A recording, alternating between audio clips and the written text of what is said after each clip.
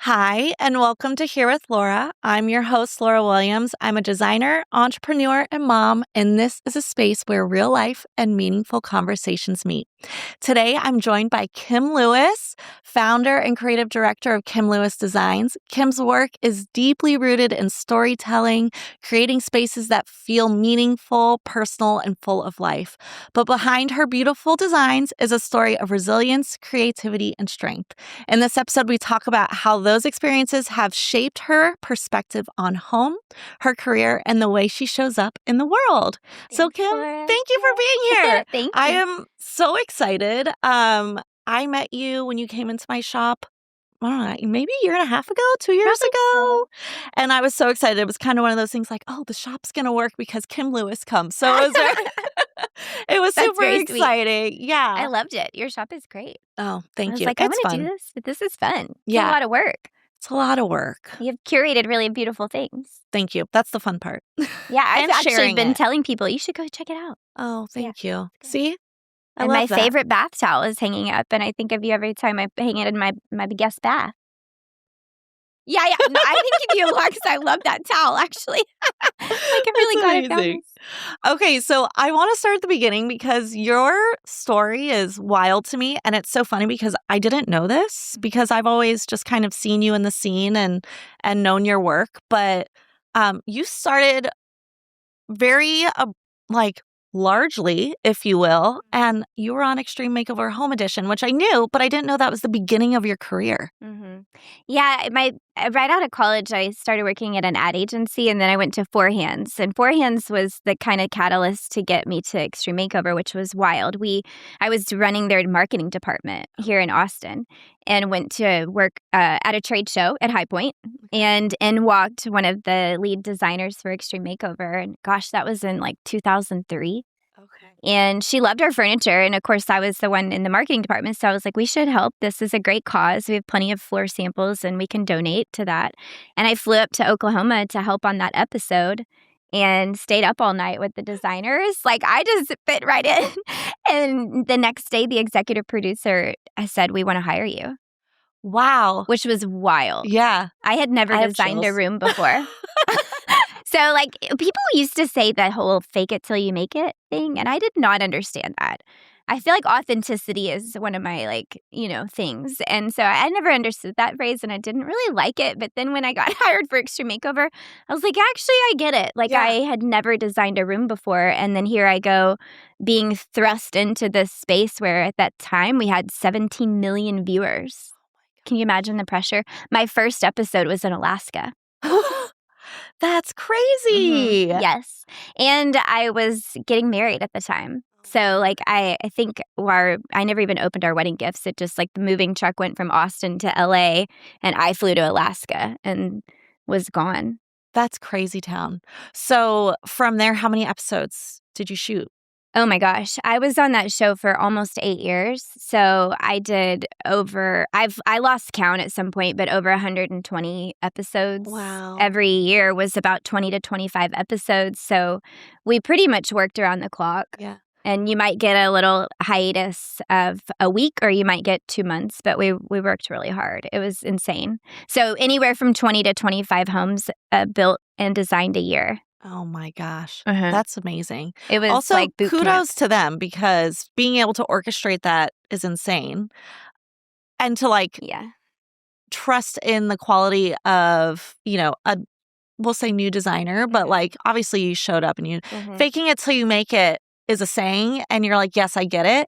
But then also you were showing all your strengths. You're showing that you are creative. You're showing that you're a workhorse and that you could handle it. It's definitely a workhorse.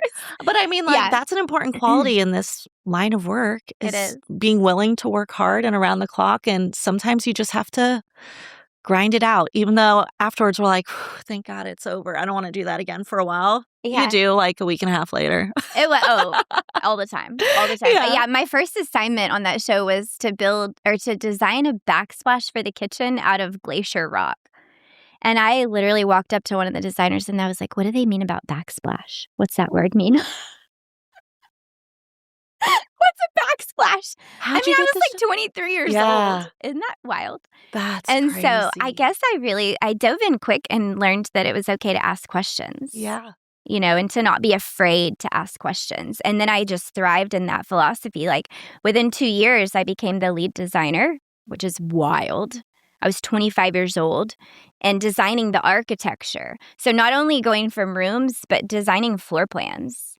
This was like the intensive education, though. I mean, that's the best way to learn is on the job. And you were able to do it with a backing of like finances to where it was probably a little less scary spending. Because, I mean, when we're testing out new and exciting things with our clients, it's scary because this is their money that they have been saving for a million years, you know? So true.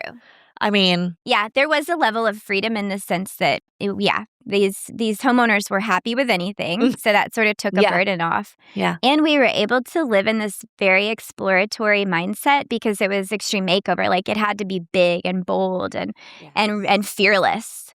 And so I feel like because of that life that I was living, that's what kind of molded me and shaped me into the designer that I am. I got to throw paint colors on the wall and see what's literally stuck. And if it was bad, we quickly fixed it.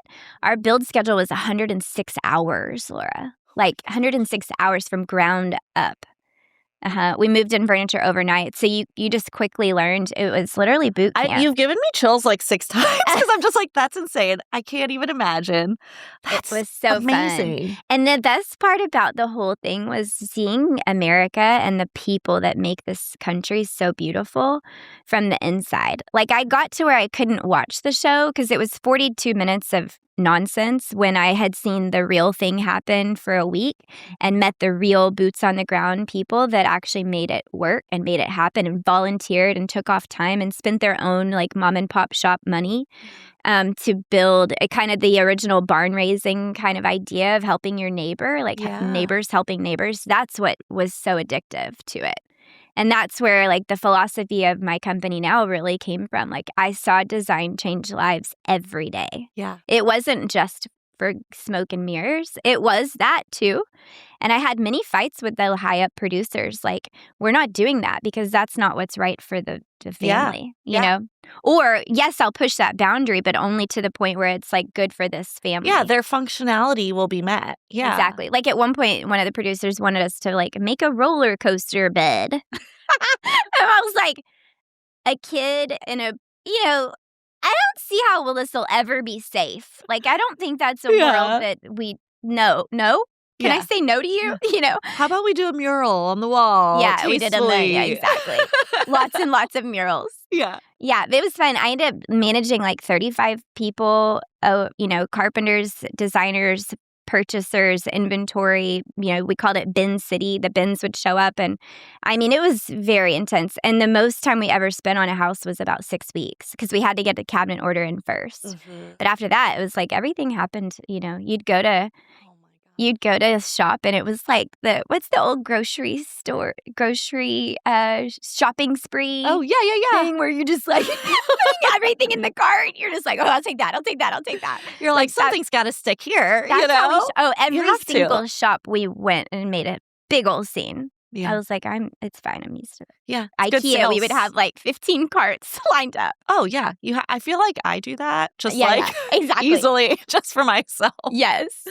Oh, my gosh. So it was crazy. I have so many stories. That's amazing. So then how did you shift? When did you start Kim Lewis Designs throughout all of that? And how did you have with 8 years of doing that, I mean, how did you have time to start doing your other projects on the side? Is that on the side? What's considered on the side, Yeah. In 2010, I met Jewel, the singer-songwriter in North Carolina. She was on one of our episodes as a celebrity guest. And I was in her trailer and her beautiful assistant, she's got this like beautiful red hair, knocked on it. And she was like, Jewel would like to speak with you. And I was like, like we didn't talk to the celebrities. Sure. Yeah. We were too busy working. Yeah. And so she basically was like, I heard that you designed this house. I want to hire you for my house in Texas. And what's ironic was I'm from Texas. Yeah. And so I was living in LA, but I was never home. And of course I said yes. Like, I would love to work with you. I grew up in And the you 90s. moved to LA for the show. The show. Mhm. Okay. Yeah, so at this point, I lived in LA for the whole time. Okay. You had to, pretty much. Yeah. And so, yeah, she hired me and I started working for her. And I guess I was like, I guess I need to start a company. It'll just be Kim Lewis Designs. Like, I was way too busy to make a cool name. Like, I just made it my name. And so she was my first client. And it would be like working on her project between 5 and 7 a.m. Yeah. Like, the lack of sleep was a real deal, Yeah. real thing. But what a gift for that to be your first client ever. I mean, it that's was the amazing. dream. Yeah. And she was Crazy. married to Ty Murray at the time. So he was like, I grew up around rodeos. So I thought he was equally as cool. And Yeah. am I allowed to cuss? Yeah. He called me Shitbird. That was his nickname. I don't know why. We still don't know why. Like, he called me Shitbird with his belt buckle and like, you're my little That's shitbird. so Like, sorry, now I've thoughtful. cussed 3 times. That's anyway. fine. You can. It's fine. You I've can heard worse on this show. It's all good. I still don't understand where that came from. But That's anyway, so funny. it was, yeah. So that was my first client. And then in 2000, I was married at the time. So first marriage. In 2014, I moved back to Texas because I was going through divorce. Okay. Family life balance on that show was non-existent. Yeah. Work-life balance was way off. And so, yeah, I lost my first marriage to betrayal and he cheated and broke my heart, crushed me. So I came back to Texas and carried Kim Lewis Designs, continued consulting for like other TV shows, Tiny House cool. Nation. And, neat. Okay. yeah, National Geographic, like all sorts of things. HGTV. Awesome. So I was able to do that. And then, but I, started taking on projects here. And I got really excited about doing restaurants because I was like, if I can't, regular real homes aren't quite as extreme as Extreme Makeover. Yeah. You know what I mean? Yeah, your creative juices kind of have to, first of all, align with the homeowner's needs. Yes. And there's typically like a halt there of like, that color feels a little wild for me. Mm-hmm. Like for instance, your Tribeca home that you just did, and I saw on tour with the beautiful tile around the island and the bold colors. I was like, okay, this is amazing. A lot of my clients would not agree to this fun, funky thing, Definitely. And so it's amazing when you can find clients that are open to that. But I can see that being like such an appeal for commercial design. Mm-hmm. Yeah, like really kind of becoming a storyteller, like you said. And, my background's marketing. So like I love sort of writing and digging into like, who are you? Why are you the way that you are? What is your brand value? Things like that. And sort of bringing that around full circle felt like right for me to move into hospitality design. That's amazing. So what's been your favorite, can you say that? Your favorite hospitality project to date? Oh, it's like picking your child, I don't know if I can answer that. Every time is so different and fun. And I feel like because we're designers, we're so hungry for like what's next in the progression of what we do. We recently opened the Code in South Austin, and I really am happy with the way that came out. It's a hotel brand, and it's like really luxe, but feels very rich and depth. Has a lot of color depth without being like overload of color. Yeah, I feel like that's been the most fun recently, but there's so many different things. We did 2 little motels for HGTV about 2 years ago. Fun. And it was a competition show. But that was cool because it was getting to sort of bridge the gap of hospitality and television, this world that I had lived in previously. And so it was a standout moment. And I brought several designers from our team to that. And that was their first experience to do television. What great exposure and how fun for them. It was so fun. Yeah. Like boot camp all over. Yeah. We're doing electrical walkthroughs and you have to like make very quick decisions on the fly. And so it was good for them. Yeah, that's amazing. Again, the training that probably is helping them on the day-to-day projects now too. Oh, definitely. Yeah. So was it, since you kind of stepped away from doing television and you still were plugging in, but like when you were asked back to do your first consulting gig with it or something to that degree, was that a little scary given the work-life balance issues it provided for you before? Was it a hard decision to say yes to those? Absolutely. Yeah, absolutely. I mean, that HGTV show, I missed my first Easter with my kids, and that was like hard. So you can see where you easily would would not want to completely go both feet in on that kind of lifestyle again. Yeah. I don't want to be away from my kids that much. No. And I luckily have an incredibly supportive husband who is like very equal at the home front. He's so invested and, present with our kids and with me. And so if it weren't like that, obviously this is the second marriage, second and final. That's like, it wouldn't work, if you didn't have a supportive partner. I feel like that is part of the success, like being married to someone who compliments and encourages your walk, especially as a business owner and a mother, instead of feeling threatened by your successes. And that's hard to come by. I mean, I can't tell you, a lot of partners will have a hard time not feeling like they are being taken for granted, or are like, this isn't what I signed up for. Exactly. Yeah. So that's incredible. I feel very fortunate where I'm in a similar situation where my husband and I are very 50-50 and he's a business owner too.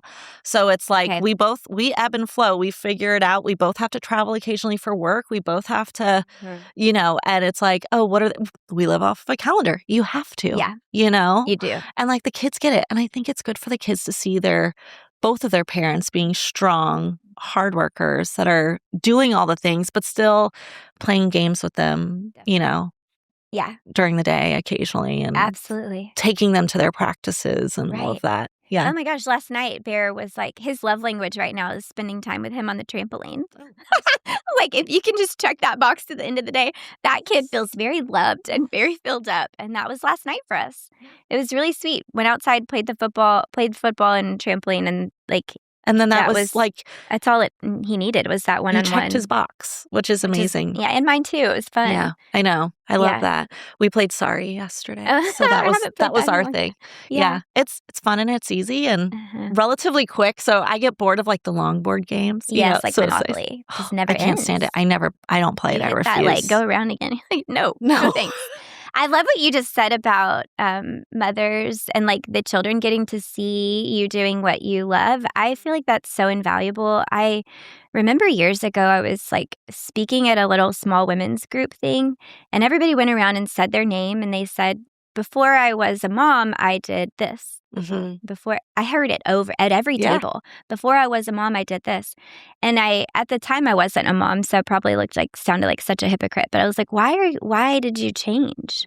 Did y'all hear yourselves? Like, what happened? You can do both. Yeah. It's not easy. Super hard. And it's hard to stay at home, too. I'm not cut out for that cloth. I'm not cut out for that. My sister is a wonderful stay-at-home mom, and that's a hard job, too. Yeah. I can't do that. No, and it's a totally different animal, and it's just as hard. Yes. It's crazy, and you feel guilt in different ways. You feel guilt that you're not providing. You feel guilt that, I did stay-at-home mom for like a year. Mm-hmm. And I didn't love it. I was like, my husband would stop working and be like, "What? Let's talk." And he's like, I just don't want to talk now. I've been at work all day. Yeah. And I was like, well, what happened at work? Tell me something interesting to use my brain. And he'd be like, I don't really want to bring that out here. I don't want to talk about work right now. I'm like, are you sure? Because I'd love to hear it. I want to give you all my opinions on the important decisions. And he's like, love you. I don't want it. Yeah. So, but it's important. You figure out what you want your lane to be and figuring it out. But I think for my children, I know that it makes them proud to be able to see me, and they talk about what I do, and they're like, oh, my mom, me, because I've been in like a couple magazines. They're like, my mom's famous. They go and tell their friends. I'm like, mommy's not famous, but like I have a really good PR person. That's awesome. Yeah. They don't need to understand that exactly. yet. In their eyes, you can be famous. Yeah, right. But it's just so funny. But like, it's cool to see them proud. Yes. And, I got my Mother's Day card and it's like, my mom is really good at interior design. And I'm like, well, you know what I do? That's good. Yeah. Yeah. I love that. Yeah. Yeah. It's sweet. It is. It's hard though. I mean, the first year of both of their lives, they came to my office with me every day. And looking back, I don't know how I did that. I would be like typing on the laptop, and like Bear would be on my leg like a little bear, and just rocking him that way. And they're close in age. They're only a year apart, right? Yeah, they're 14 months apart. Yeah. So that's Yeah. wild. It was wild. Yeah. It's the best. I mean, I'm glad it happened the way it did, but it's Yeah. a lot. Yeah, they're 6 and 7 years old now. Well, and what a gift to be able to own your own business to where you can do that. Mhm. And that's why I try to be flexible with like sweet Mallory on my team just had another baby and something comes up Yes. with childcare and I'm like, bring him in, it's fine. Like he's not going to disrupt. He's a newborn. He's 6 months old. It's Totally. not a big deal. He can sit here and coo at us all day and I'll take turns holding him. Like that'll be Yes. fun for me. It'll be a highlight. Yeah, exactly. I'm not having any more babies. So I'll hold them and then say, enjoy your evening. You're the aunt. Yeah. I love that. Yeah. So how do you find that balance then? Like, what is your boundary with work to where you're like, it's 4 p.m., I'm Mhm. stopping for a few hours, and then I'm going to pick it up again after you go to bed. That's what I do, where like after school, I spend time with them. I take them to their activities. And then after they go to bed by 8 o'clock, I'm online again. And Yep. is that same? That's exactly what I do. Yeah. Yeah. I mean, I will trade off like who's going to be at the bus stop. Yep. And it's on my work calendar, and my team knows. Like we have Kim's personal work schedule and Yeah. like that, or personal family schedule. So we trade off, and I will take that time off, just like you said. And then when they go to bed, I'll get back to it. And a lot of times I'll wake up early before we get them up to like do what I need to do in the mornings. Same. Yeah. And so, yeah, it's not an easy, it's kind of cyclical in a way that, the lack of sleep at times, but It's such a short season though. I Yeah. know it sounds, but like Mhm. the years that they actually need you is so short. So it's like, I don't want to miss those years where they actually need me. Mhm. They're You so know? formative. Yeah. One mom years ago, and she's actually was one of the producers on Extreme Makeover. She gave me the best advice I'd ever heard. Oh, tell me. It will stick with you. She said, "Listen to them now, so they'll talk to you later." She has teenagers now. Listen to them now, so they'll talk to you later. That has like That makes me emotional. right? Yeah. Because it's very tempting. Same. It's very Yeah. tempting in the moment to be like, no, just hold on. Yeah. Or like, I'll come back to you, or, it's very tempting, and it's very easy to push them away in that Yeah. moment. And it is Because like, you're busy and you're focused on what you're doing. That's It's right. just natural. it is. But listening to man. them goes so far. And it's like, I can only see how if we push them away so many times when they're young, why would they come back to us? Like, why would they keep talking to us? Like, we're not going to listen to them. no, I want to be the mom that gets in the car with them, and they like unload on what happened, or any issues or questions or curiosities, or like Yes. all those things that they've been thinking of during the day at school, or if someone did something that didn't sit well with them, like I Talk want through them to it. be able to talk through that Yeah. with me. We've started doing, because it's also tempting when they get home from school, or even with your spouse, to just say like, "How was your day?" Yes. Which is the worst, honestly, the most annoying question. When Yeah. people ask me that, I'm like, it's fine. Fine. Like, that's I don't the really want to answer. get into it. Yeah, because it's not specific enough. No. Like, it doesn't cut deep. I love that you're saying this because we do the same thing. We ask, what was your favorite part of your day? Or who did you sit with Yes. at lunch today? Yes. Or what did you do during recess? Like, those are the questions we ask. More specific. Yeah. We've started asking stuff like, is there anyone you helped today? I love that. Or like, is there anyone that you think did a good job at something? So you're kind of trying to reform the way they think about their friends too, so Yeah. that the day is not always just about them. I love that. Or That's so like, smart. did you show kindness in a cool way today? And like, it takes them, I mean, they're 6 and 7. These are not deep conversations, Yeah. but it's planting the seed, I think, to like be able to think about something other than themselves, or even strike the conversation. Like, we'll ask, did something make you sad today? Or Yeah. like, did you feel scared or nervous at any point?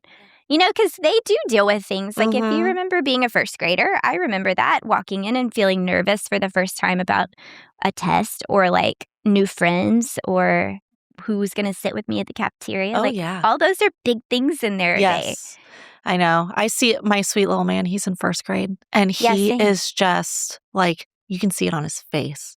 He's walking to school. I can tell he's nervous. I'm like, what's going on, buddy? Talk to me about it. He's like, well, today we're doing hop time, and that's when we get to choose what we're going to do during this special free time. And I'm not sure what I'm going to choose today. And if my friends will want to do it with me, I'm like, well, you do what's going to make you happy, and your friends can do, and you'll have fun regardless, And Yeah. he's like, okay. Like, Yeah, it's so I could just sweet. see him feeling all these things. And I'm Yes. like, oh, buddy. Yeah. Yeah. The emotions are big at this age. Yeah. Yeah. And sometimes it's hard to not be like, that is not a big deal. You don't need it, but it's, gosh, like knowing those. especially the R2, they're, boy and girl and also very close in age. So there's a lot of competition for attention. Then I'm like, you feel that too. Yeah. 7 and 9, very yeah, close. same. Competition all the time. And my boy, the girl's older, Ella is older, Jack, he gets so mad because she's older, she's faster, she's bigger. And so she wins a lot. He's like, ah!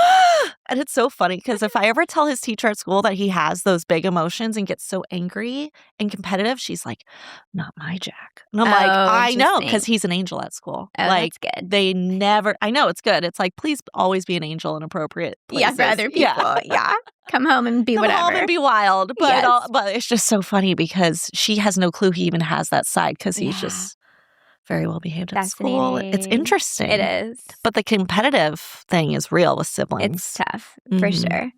Do you have you have a sister, you said? I have 2 half-sisters. Okay. Yeah, and they're 10 and 11 years older than me. So we didn't grow up in the same household. We had different moms. Okay. I lost my mom when I was 10. And so they stepped in and helped in that time too.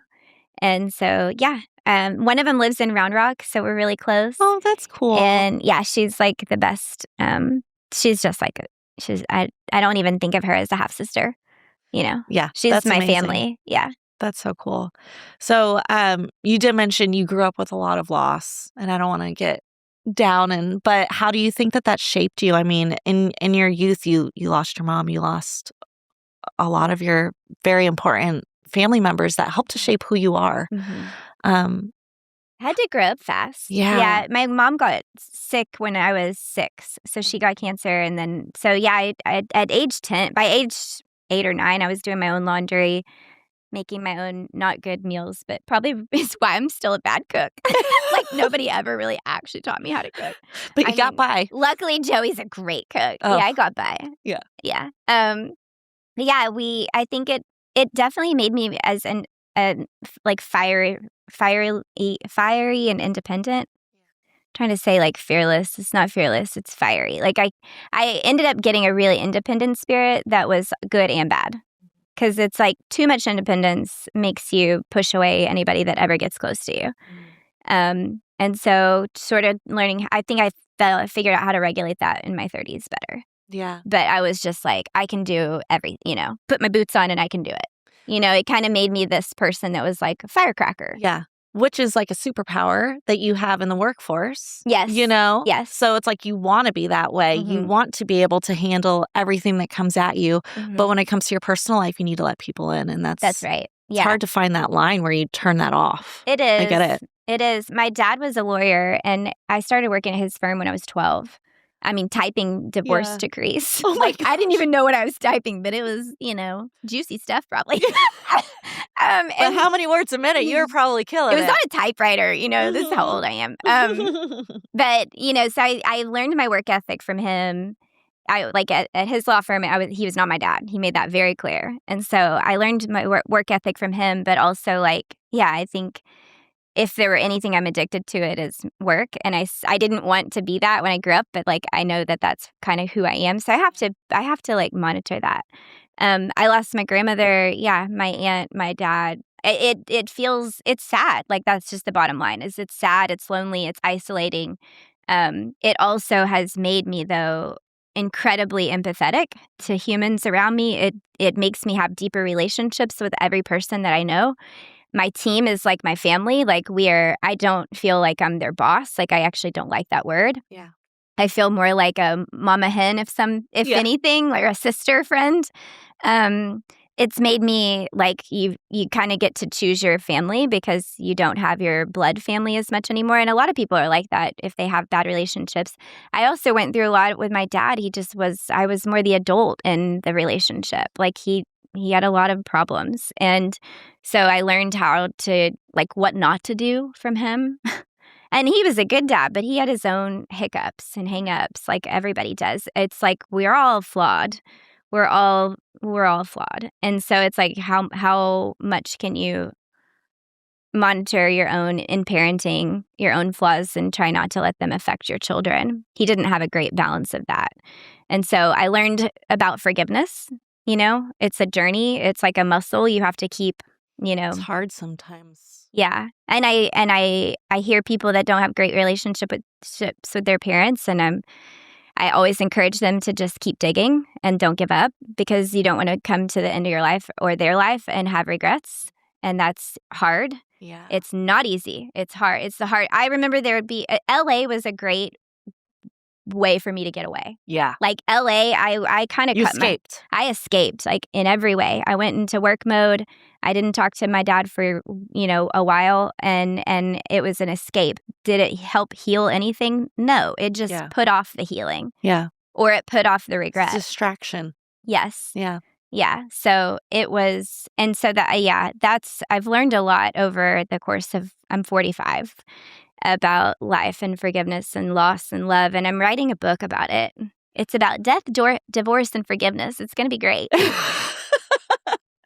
I will read every page and I'm sure I'll love it. I promise it's not all sad. So it's a memoir? It's a memoir. Okay. Wow. Yeah, just too many things that have happened that it's like I was journaling a lot and writing a lot. And a couple years ago, I took all those, literally like that luggage in a suitcase to Paris and spent 10 days there. And I have 31 chapters. I should just get it out. Wow. Yeah. So it's written.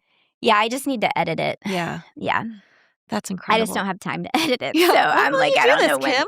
Yeah, I don't know when I'm going to figure out. But it feels like one of those things that I have to do, before it's too late. Yeah. Because the purpose of it would be that I would hope somebody could pick it up, specifically women, in their moments of like lack of self-worth, because that's a big one. A lot of us have the daddy issues, and I hate that phrase, but that's a real life thing. Yes. And how that affects who we choose for our partner and how we react and how we parent and all those things. This book doesn't solve any of that. It just paints a picture on a life that had all of that loss and how that I did come through it. Yeah. That I'm on the other side of that, How and it's beautiful. almost like I had to meet Joey to finish it. Yeah. How did you meet Joey? On Instagram. He hates it when I say that, though, because but it's your story. Yeah, he was looking for bar stools. It's actually pretty sweet. He had a new apartment. He was looking for bar stools. He saw a juice bar that I had designed, and he reached out to the architect to ask where the bar stools came from, thinking that they spec'd them, that I did. So they sent him to me. And so he messaged me, he DM'd me when DMs weren't even really a thing. He slid into your DMs, Yes, as they it's say now. he'll watch this and be like, oh, here she goes. He would rather say we have a mutual architect friend. Yeah, right, of course. But Instagram is more the real thing. And anyway, I didn't really think I would ever trust anybody ever again. But I sent him the link to the bar stools. I was like, these are terrible. Don't buy them. My client wanted them. Don't do it. He had already bought them. Oh. And we still have the bar stools, and we'll never get rid of them. Aww. They were like Urban Outfitters, $100. They're flat, hard, uncomfortable, awful, but they are never going anywhere. We'll have them forever. That's what brought you guys together. Yeah. What a funny story. I love that. Yeah, it was his second marriage. He was in the Coast Guard. Okay. He has his own company. He's a filmmaker. And then he was working for a builder at the time. So it was this weird kind of like, he was in the build industry by way of filmmaking. And I had just gotten out of the TV industry, going into build industry more. I'm sure that created such an understanding between the two of you when you first hit it off. I think it did, yeah. And his first marriage, there was some betrayal there. So we definitely connected over that. And when you meet his parents, you realize where his integrity and loyalty comes from. Mm-hmm. It all made sense when I met his parents. He's an awesome dad.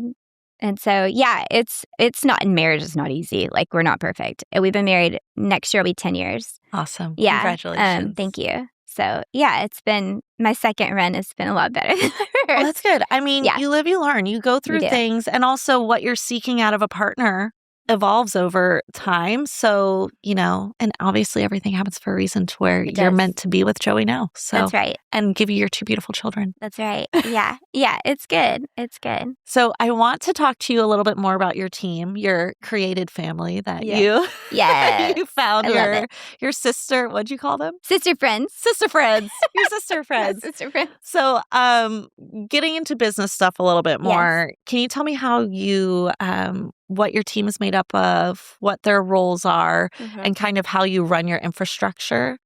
Just out of curiosity. Yeah, for sure. Next year, we're going into 15 years. Awesome. So I would start by saying thank Yeah. you. That feels like I remember hitting 10 and be like, wow, how'd that happen? And also, that's cool, you know? Yeah.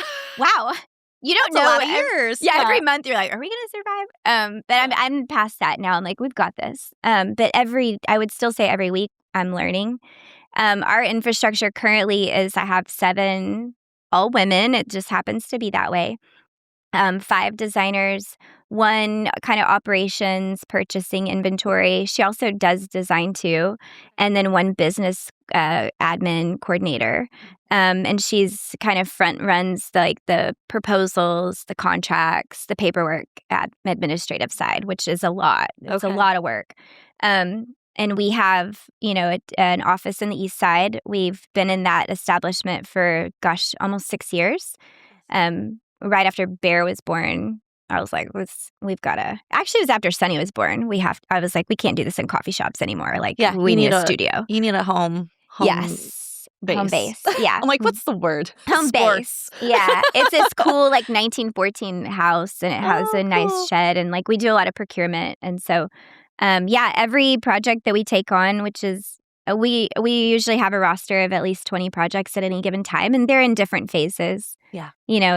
One will be slower than the other, and the ebb and flow is, how that goes. That every project is assigned 2 people, and then I oversee all the creative. So, no presentation is shown to a client without, me looking through it and making tweaks and whatever. So, yeah. I mean, that's something clients want to know. Yes. Absolutely. I'm not going to get handed off completely. I'm like, no, but I do need someone to help monitor your schedule, answer the emails, coordinate, also do drawings. And these people on my team are highly talented. I've curated them for a reason. Yeah. And you just don't have the time to do it as one person, to put yourself into it so fully. And that's something I'm experiencing is how and when do I hand off? And, it's typically me and a lead designer. But then I'm a part of every single project. I'm like, this is a lot of projects for me to be a part of. That's right. So I love the concept of overseeing it all and making sure still, but then you have to entrust in your team. I used to be structured more that way. Yeah. And what happened was it feels like I was being stretched more thin, which still happens. But it meant that the lead designer, a lot of times that person wanted someone else to just bounce off of, and it didn't necessarily need to be me. And so partnering them with someone helped alleviate any isolation they felt in any given moment. Yeah. And then I'm there to come check on the high level stuff. I love that. That's great. So then you have 5 designers. They're all at the same level, or do you have junior, senior? We have 2 seniors, and then 1 junior, and then 1 mid-level. I don't want to call her a junior. She's not a junior. Yeah. So and then myself. Okay. And then we have an intern starting this summer who's doing her master's at UT. So I'm excited for that. Awesome. So that'll be number 8, and that'll be the biggest we've ever been. Interns, gosh, I love them. They're the best. I've had the best luck with interns. Oh, that's good. Yeah, that's really good. We haven't had one in 2 years, and I think we were just really we're a very close knit team. Yeah, and I could tell it's almost like nobody wanted to interrupt that flow. Absolutely, and it makes sense. But at some point, you're we've got to we can find, and we had incredible candidates this year. How long have you had this size team? We've had and this workflow. Yeah, I've had the workflow forever. I've always taken on a lot. But 7 has been for almost 4 years. 4 years. And you haven't had any turnover? No, not in. I mean, I know. I obviously had turnover in the early days. Yes. I mean, the first 4 people that worked with me are no longer with me, and they moved on, and that's fine in those early years. But right now I have 2 girls that have been there for 5 and going on 6 years. Actually 3. So 3 that are going on 5 and 6 years. And then 2 that are going on 2 and 3 years. That's amazing. It's awesome. We're doing something right. Yes. If people want to stay. Yes. The culture is there. I covet the culture. The culture at our company is everything to me. I want people to want to come to work, and I want them to feel accepted and loved and cherished, appreciated. supported. Yeah. So we do annual reviews, sometimes biannual reviews, and I straight up say to them, like, is there anything you don't feel supported in? Is there one of the questions is, is your manager not supporting you in any way? And you're like, that's me. you can answer this honestly, like, is your manager, and like, how can I do better for you? Yeah. And it's like, just not letting ego ever get in the way of anything, our work or how we treat each other is paramount. Yes. And I love that it's always designers working together because everything we do is collaborative. Because guess what? My brain isn't going to think of the best concept alone. I want my team with me, and I want, my lead designer saying, what if we do that in like a really cool teal color? Yes, let's do it. Yes. Yes. Exactly. And that's how you get the best. Two heads are better than one. And Always. I say that all the time. Always. So, and we treat our builders that way too. Like I've had just too many, like, I mean, if anything, Extreme Makeover taught me, like, the builder designer butting of heads is, I just don't have time for it. I don't like it. And it doesn't have to be that way. No, I'll point it out really fast. In fact, last week on a job site, some subs were talking to me like I do sound really young on the phone. So to their defense, they probably thought, like, who's this 20-year-old? I'm like, if you saw me in person, you would know that I'm older than that. But anyway, you're like, I'm a grown up, I swear. Yes, I promise. But I called them out on it. Like, they were talking to me. They were talking down to me, and I was like, we're not going to do this. I've been doing this way too long.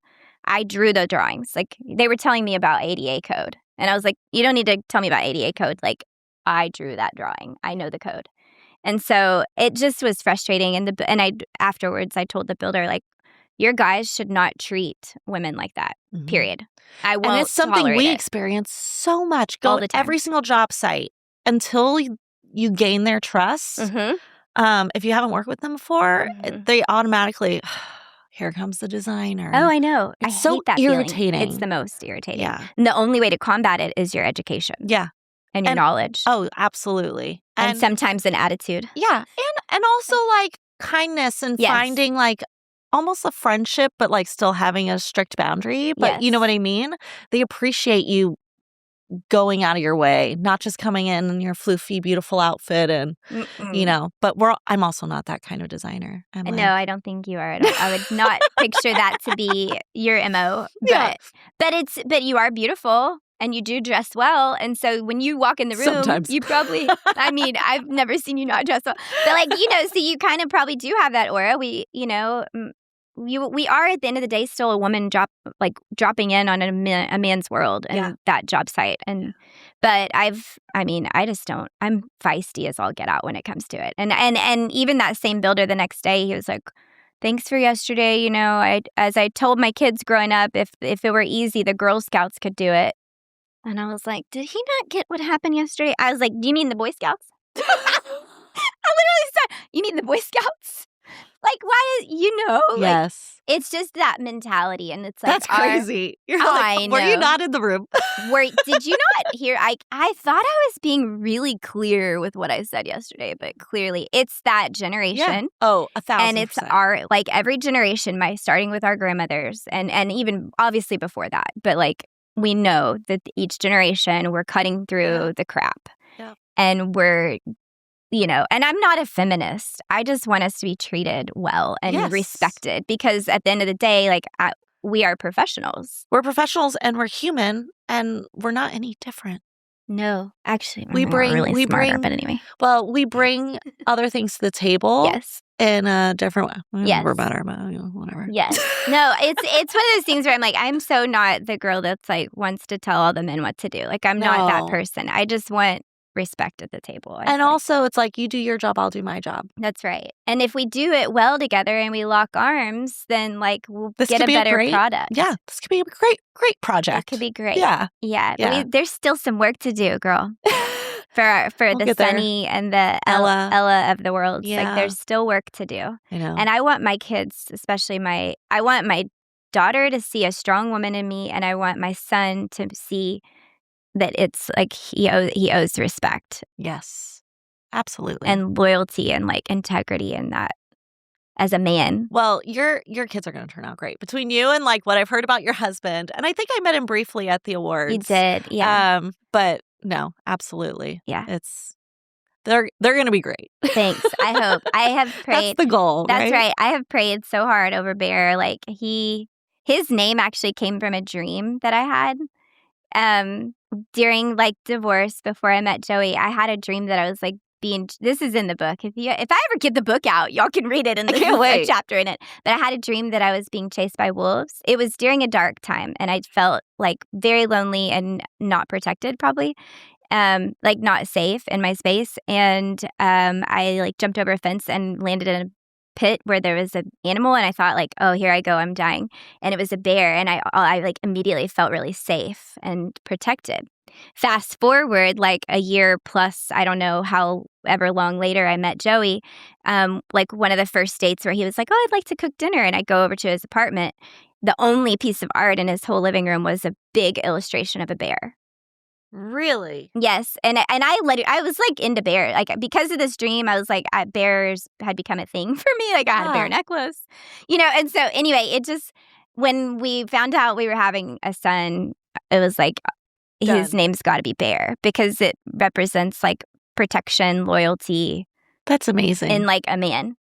That's so like for a man to make the right decisions in a relationship. That kind of thing. I love that Loyalty. So much. Yeah. You know what's interesting? I find comfort if I'm ever having a night where I can't sleep, I can't turn my brain off. I go and I sleep with one of my children in their room. Like it's like I will go and snuggle up next to my son, and it will calm me, which is so interesting. Like my husband can do it, but like sometimes he gets a little hot, and I'm hot, and I'm like, well, my little nugget. He's not too hot yet. Yes. But there's like a wave of security and comfort that washes over me, and it's instant, and I can fall right to sleep. It's crazy. But like we don't let our kids in our bed unless it's birthday. That's it. That's like their birthday gift is you can sleep with mom and dad. Oh, that's sweet. We can do like a family sleepover. Yeah. But it's so wild. I probably do it like 2-3 times a year, and the kids wake up and they're like, "What? This is such a gift!" I love that. When they get too old, and I go in there, they'll be like, "Mom, you got to start cutting this out." Like, I maybe need you need to get a dog, or I don't know, something else. Time to get Laura a cat. Something. Look, I have a cat. I don't think they snuggle, do they? I've never had. He lays here. He doesn't want to be touching me. Yeah, he's like just next. Here. Okay. And he watches over me. But we're like the opposite. I'm ashamed to admit this, but I have like everyone at all times in our bed. I'm that mom. I'm just like a more is more in the bed. I mean like Jazzy the sheepadoodle, who's like a giant fluff ball is at my feet and oftentimes like beside me and then in the mornings like a person. I'll like wake up and her feet are straight up in the air. How do you sleep? I can sleep anywhere, and I don't really move around, I think is the thing. So I'm just kind of like, oh yeah, I'm an Oreo. Like the kids will come up in the middle of the night sometimes, and Joey, this is not okay with Joey, by the way. So Joey, if you're listening, I'm really sorry. Sorry. You're like, I allow it every time, and I'm not surprised. Yeah, I don't know. It was just like I always was a snuggler. Yeah. Like on Sundays, my mom and I, when she was around, we would snuggle up after church and watch Westerns together for hours in the bed. And then when she was gone, my grandmother the old did it. Black and white. Oh, yeah, like Ponderosa. Yes. And like Gunsmoke. Yeah. Like with Kitty and Matt. Kitty and Matt. Do you know these names? No, anyway. I don't. But I used to watch with my grandmother. I'd come home from school and the Westerns would be on. And so she lived with us. She moved in with us when I was 7. Okay. And she's a very big part of my life. I'd come home from school. She was home with us. And so, but we'd all walk in the door and say, hello, I'm home. Close the door, walk to her room in the back of the house. And all 3 of us, my brother, sister, and I would each of us go on her bed, tell her about our day. Oh. We'd lay there. We'd watch the Westerns. Sometimes she would be ironing to like Louis Armstrong and like Ella Fitzgerald, which is why Ella is named Ella. Oh, and like, so that. that's, it's so good. Those memories mean something. Yeah. Those little moments that at the time don't seem like anything, but it's like a part of who you are now. It's snuggling with your mom and watching the Westerns. You're like, that's important to me. Yeah. I'm going to snuggle with my children. At all times. Every day. Yeah. And because I know it's like a blip. Like you said it. It's not going to last forever. So. I know. Oh my gosh. And on that note. Oh no. We've hit the end of our time together. And I'm How? Like like, I what know. happened? It flies. It does flies, fly. especially when it's good conversation, and this has been so fun. And Kim, thank you so much for being here. Yeah. Tell our listeners how they can follow along. Kim Lewis Designs on Instagram, Yes. kimlewisdesigns.com. Anything else you want to share?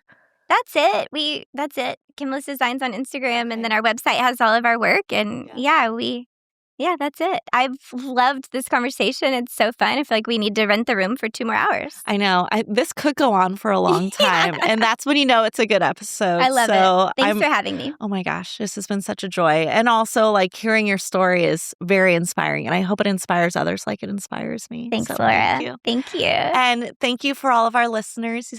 You can learn more about Kim, like we said, at kimlewisdesigns.com and also on Instagram at kimlewisdesigns. And thanks for spending a little time here with Laura. If you enjoyed today's conversations, I'd love it if you'd subscribe, leave a review, and share the episode with a friend. It helps more than you know. And you can find more about me, today's guest, and everything we talked about in the show notes. And until next time, take care of yourself and don't forget to make space for what really matters.